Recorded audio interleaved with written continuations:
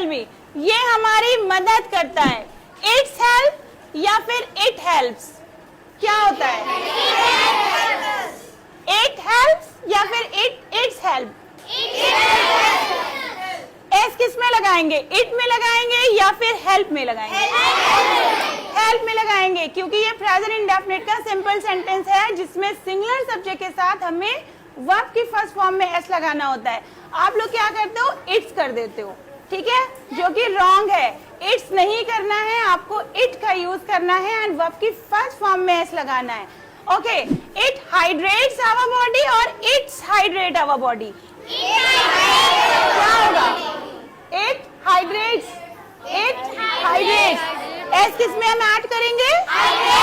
Hydrates में add करेंगे। Okay, alright. It's create या फिर इट क्रिएट्स?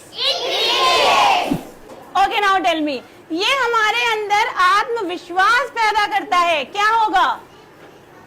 क्या होगा? आप बताइए, it's build the confidence in ourself या फिर it builds the confidence in ourself? जल्दी से बताइए। इसी तरह से सीखना है समथिंग न्यू तो follow new and for the best online classes WhatsApp on given number. All the best.